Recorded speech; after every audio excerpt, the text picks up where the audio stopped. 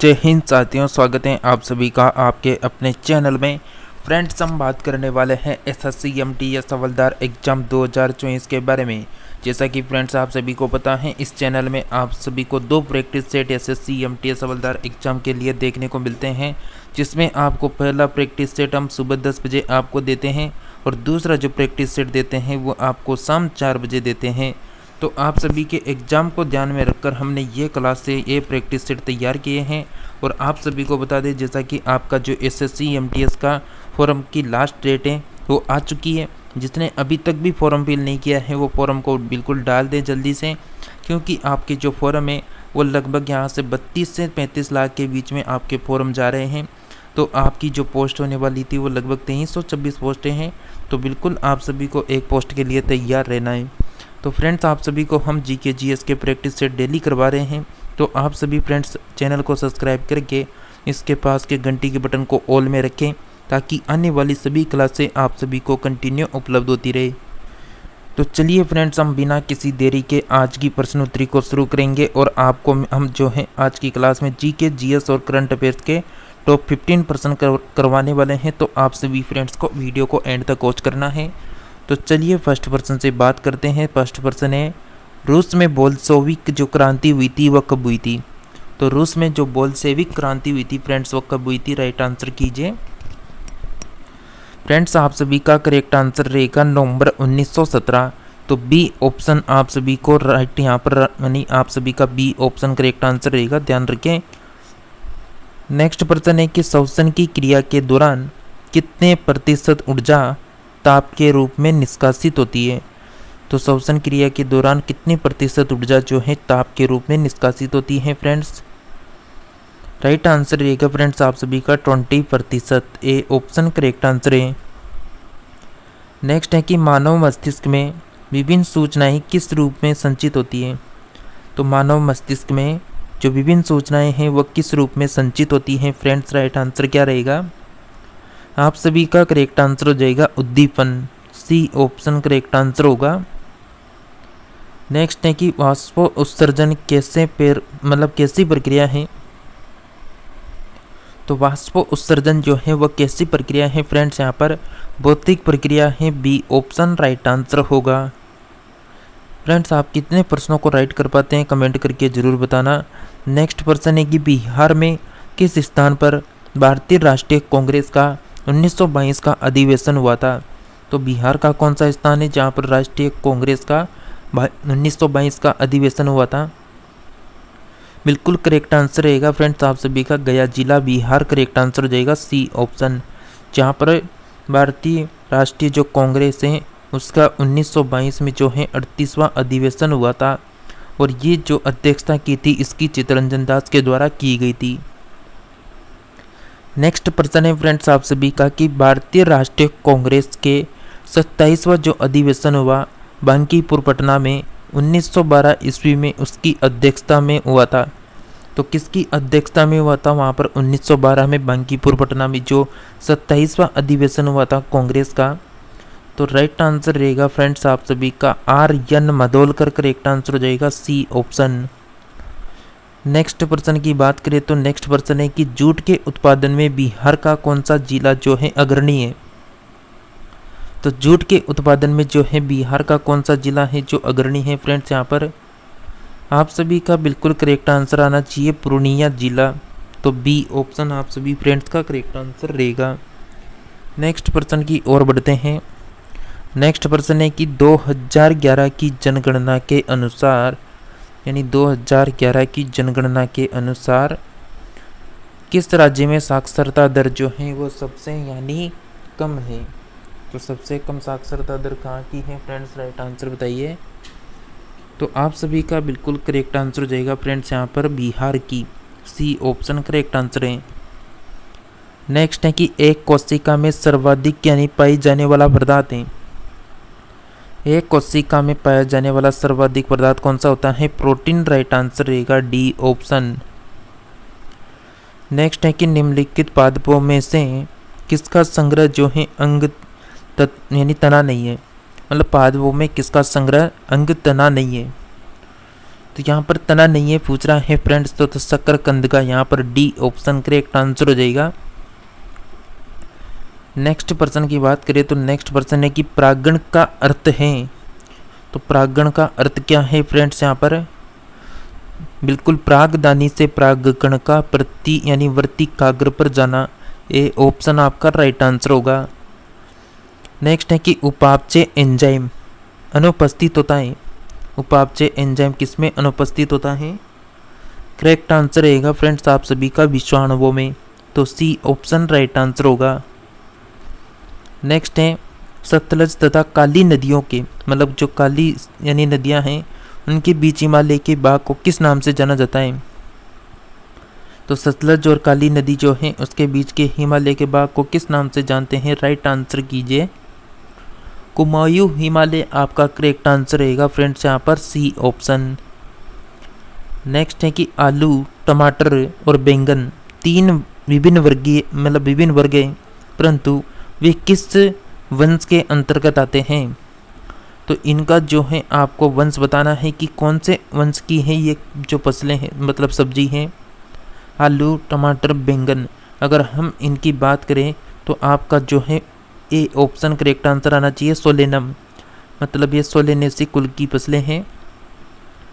Next है दक्षिण भारत की सबसे बड़ी नदी घाटी परियोजना कौन सी है?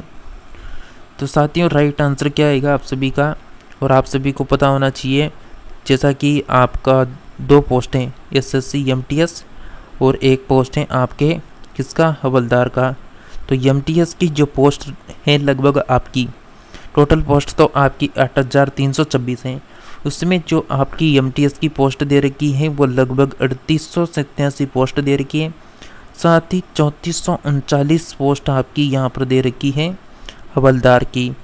तो फ्रेंड्स आप सभी बिल्कुल यहाँ पर कंटिन्यू बने रहिए, क्योंकि आपकी पोस्ट मतलब यहाँ पर बात करें 2023 में 2 वैकेंसी हो गई थी, तो उस समय 1558 पदों पर पोस्ट आई थी और उस समय आपके फॉर्म गए थे 56 लाख, और अब की बार जो फॉर्म गए हैं लगभग 32 से 35 लाख के बीच में फॉर्म है।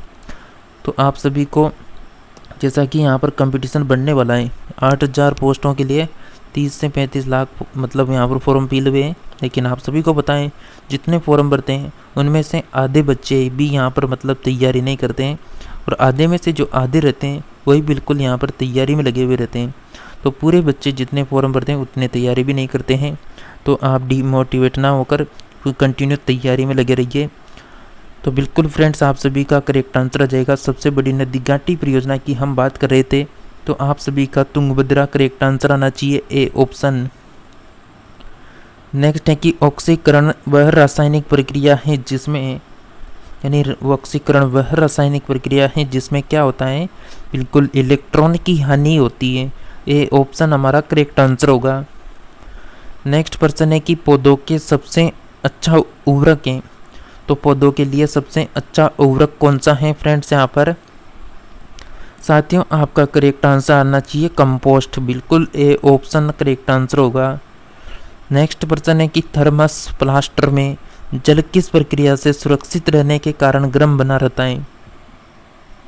तो थर्मस जो प्लास्टर होता है इसमें जल की किस प्रक्रिया से सुरक्षित रहने के कारण गर्म रहता है? तो आपका करेक्ट आंसर रहेगा चालन, संवहन, विकिरण और उपरोक्त तीनों, मतलब आपका डी आंसर करेक्ट आंसर आना चाहिए। नेक्स्ट पर्सन है कि निम्नलिखित में से कौन सी पद्धति राष्ट्रीय आय आकलन की पद्धति नहीं है? तो राष्ट्रीय आय आकलन की पद्धति कौन सी नहीं है फ्रेंड्स? राइट आंसर कीजिए। करेक्ट आंसर आना चाहिए आप सभी का मैट्रिक पद्धति करेक्ट आंसर हो जाएगा फ्रेंड्स आपका सी ऑप्शन। नेक्स्ट पर्सन है कि आर्थिक दृष्टि से एक पिछड़े देश की विशेषता नहीं है, तो आर्थिक दृष्टि से पिछड़े एक देश की विशेषता कौन सी नहीं है? बिल्कुल प्राथमिक क्षेत्र में निम्न श्रम अनुदान करेक्ट आंसर रहेगा डी ऑप्शन। नेक्स्ट पर्सन है कि निम्नलिखित में से कौन सा मानव विकास सूचकांक में शामिल नहीं है? तो मानव विकास सूचकांक में क्या शामिल नहीं है फ्रेंड्स? राइट आंसर क्या रहेगा? साथियों आपका करेक्ट आंसर आना चाहिए सामाजिक असमानता, सी ऑप्शन करेक्ट आंसर रहेगा। मानव विकास सूचकांक जो है 3 मानकों मतलब स्वास्थ्य, शिक्षा, आय के आधार पर तैयार किया जाता है। तो ये 3 मानक होते हैं जिनके आधार पर मानव विकास सूचकांक यहाँ पर तैयार होता है। नेक्स्ट प्रश्न है आपका, तिब्बत के पठार की समुद्र तल से ऊंचाई कितनी है? तो तिब्बत के पठार की जो समुद्र तल से हाइट पूछी गई है फ्रेंड्स आपसे, तो आप सभी का करेक्ट आंसर आना चाहिए बिल्कुल 5 किलोमीटर करेक्ट आंसर रहेगा डी ऑप्शन। आपको बता दें जैसा कि जो तिब्बत का पठार है ये विश्व का सबसे ऊंचा पठार है और तिब्बत का जो पठार है ये अंतर्राष्ट्रीय पठार का उदाहरण भी है। नेक्स्ट बात करें कि ज्वालामुखी राख से बनी चट्टानें को क्या कहते हैं? तो ज्वालामुखी की राख से बनी जो चट्टानें होती हैं उन्हें क्या कहा जाता है फ्रेंड्स? यहाँ पर बिल्कुल टप आपका करेक्ट आंसर रहेगा ए ऑप्शन।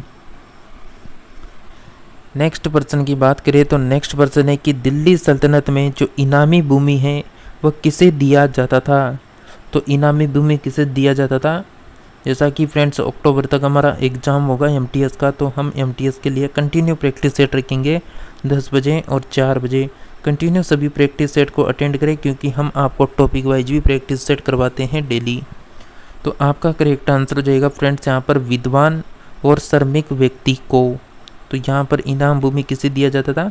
यानी जो विद्वान होता था, जो धार्मिक प्रवृत्ति का व्यक्ति होता था उसे। नेक्स्ट है कि भू स्थिर उपग्रह किस दिशा में घूमता है? तो भू स्थिर उपग्रह जो है वो किस दिशा में घूमता है? राइट आंसर आएगा फ्रेंड्स आप सभी का पश्चिम से पूर्व की ओर। तो ए ऑप्शन करेक्ट आंसर होगा। नेक्स्ट है कि समान न्याय और निःशुल्क विधि संहिता का प्रावधान संविधान के किस अनुच्छेद में है? तो समान न्याय और निःशुल्क विधि संहिता का प्रावधान संविधान के किस अनुच्छेद में है? अनुच्छेद 39 ए करेक्ट आंसर हो जाएगा आप सभी का बी ऑप्शन। चलिए नेक्स्ट प्रश्न की ओर बढ़ते हैं। नेक्स्ट प्रश्न है कि शराबबंदी संविधान के किस धारा में निर्देशित है? तो शराबबंदी विधानसभा मतलब जो शराबबंदी है वो संविधान के किस धारा में निर्देशित है? धारा 47 आपका करेक्ट आंसर रहेगा फ्रेंड्स ए ऑप्शन। नेक्स्ट प्रश्न है कि भारतीय संविधान के किस अनुच्छेद में राज्य की नीति निर्देशक तत्वों का उल्लेख है? तो राज्य के नीति निर्देशक तत्वों का उल्लेख किसमें है फ्रेंड्स? यहाँ पर करेक्ट आंसर आएगा अनुच्छेद 36 से लेकर 51 तक। तो ए ऑप्शन आपका राइट आंसर हो जाएगा। नेक्स्ट है कि भारतीय संविधान में राज्य के नीति निर्देशक तत्व कहाँ से ग्रहण किए गए हैं? तो भारतीय संविधान में राज्य के जो नीति निर्देशक तत्व हैं वो कहाँ से ग्रहण किए गए? आयरलैंड से। ए ऑप्शन हमारा करेक्ट आंसर होगा। नेक्स्ट प्रश्न है कि मौसम संबंधित घटनाएं किस मंडल में होता है? तो मौसम संबंधित मंडल जो मौसम संबंधित घटना है फ्रेंड्स वो किस मंडल में होता है? राइट आंसर रहेगा फ्रेंड्स सौर मंडल में। तो फ्रेंड्स जैसा कि आज की क्लास में हम 13 प्रश्नों को ही कवर करेंगे, लेकिन जो शाम को 4 बजे क्लास आने वाली है उसमें टोटल हम 15 प्रश्नों को कवर करेंगे। तो फ्रेंड्स आपको बता दें जैसा कि फ्रेंड्स आपको एसएससी एमटीएस के एग्ज़ाम को ध्यान में रखकर आपके लिए रोज़ाना क्लास तैयार होती है। तो बिल्कुल एक तरह से परीक्षा से पहले एक और परीक्षा को ध्यान में रखकर आपका प्रैक्टिस सेट तैयार है। तो आप सभी कंटिन्यू इस प्रैक्टिस सेट को कर सकते हैं।